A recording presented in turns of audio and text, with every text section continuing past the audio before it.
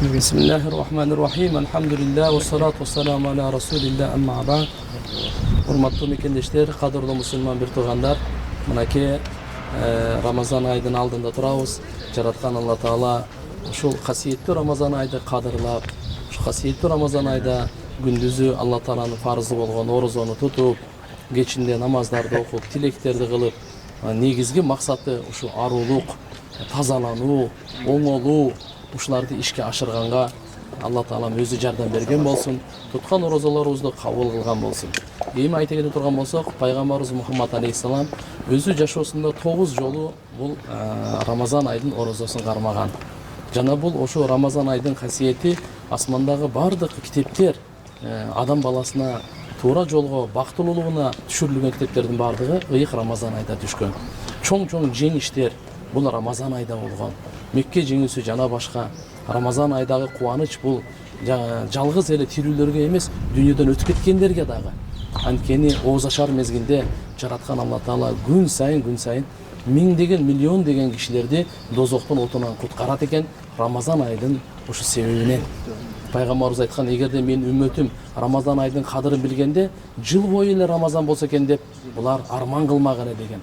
Анткени бул касиеттүү айда арышты көтөргөн 8 периште дагы Алла Таала айтат экен, силер өзүңөрдүн ибадатыңарды коя тургула дагы орозо туткандарга күнөөлөрүнө кечирим сураганга дуа кылгыла дейт экен. Дуаларына амин дегенде дейт экен. 70 000 периште таң аткандан күн батканга чейин ким Рамазан айда орозосун кармаса, ага дуа кылат экен. Көрбөйсүзбү, момун адамдын ырыскысы көбөйөт дейт. Бул ай сабырдуулуктун айы болуп атат. Бул айда Алла Таала мындай деп атат: "Ай, мынакей орозо мен үчүн деп атат. Буну сообун мен берем дейт. Буну сообу сыйлыгы мен өзүммүн дейт. Башка бардыгы эмес, орозого гана айткан." Анткени бул касиеттүү Рамазан айдын себебинен Алла Таалам бейиштин эшиктерин ачып, бенделердин күнөөлөрүн кечирип, дозоктун эшигин жаап, ушул тоң моюн шайтан ушу аркылуу көптөгөн күнөөлөр, кылмыштуу, кандай деген кан төгүүлөр, зордук, зомбулук болуп атты эле. Ушу шайтанды байлап, бизге мүмкүнчүлүк берип атат. Эми ынтымаңарды бекемдеп алгыла. Ушул орозо айындагы кечиримдүүлүк, атеизм туугандар менен мамиле оңдоо алууттар. Биз бул жерде орозо айында касиеттүү Рамазан айдын берекеси менен өзү ушул 3 нерсени ишке ашырышыбыз керек. Жараткан Алла менен болгон мамилени оңдошубуз керек. Экинчиден, ата-эне, бала чака, кошуна колоңдор адамдар менен. Үчүнчүсү, өзүбүзгө сый көрсөтүшүбүз керек. Өзүбүздүн абийирибизди өзүбүз сакташыбыз керек дегендей. Жана өзүбүздү дозоктун отунан куткарганга, күнөөлөрдөн узак болушубуз керек. Ошондон улам мынакей Рамазан ай кайрымдуулуктун, кечиримдүүлүктүн айы деп атат. Ушул айда ким ооз аштыра турган болсо, бир эле орозо туткан адамга пайгамбарыбыз айткан, анын бардык күнөөлөрү кечирилет деген, дозоктун отунан куткарылат деген. Жана орозо туткан киши канча сооп тапкан болсо, ошончо сооп табат дейт.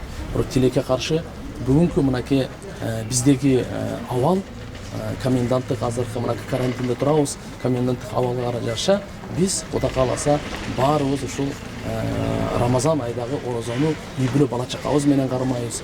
Быйылкы орозонун өзгөчөлүгү ушунда турат. Ооз ачарлыкты үй бүлө бала чакабыз менен, ата-эне бир тууган менен дегендей, жана тарави намаздарды, жана 5 убакыт намазды дагы үйдө окулунат туугандар. Абал турукташканга чейин. Качан туруктар кандай болот? Буга атайы штаб бар, жоопкерчилик, элибиздин коопсуздугун, ден соолугун бир көзүнө максат кылгандар. Ошолор качан биз элибизге айтса, ошончо тартиптүүлүктү бекем карманайлы. Жакшы, Кудай кааласа үйдө да дуа кылсак, Алла Таалам кабыл кылат.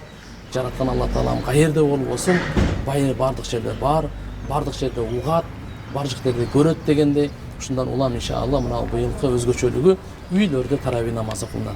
Бунун дагы оюмча көптөгөн данышмандыгы бардыр. Анткени үй бүлө бала чакага көп көңүл бурулбай калгандыр. Ушундан улам мүмкүн Алла Таалам быйылкы Рамазан айды үйдө кармагылачы, бала чака менен чогуу алгылачы. Мына ушуларды кадырлап, бири-бириңер менен чогуу дуа кылып, үйдө дагы намаз окугула деп мындай берип койгондур. Бул да буюрса иншалла өтөп кетет деген үмүттөбүз.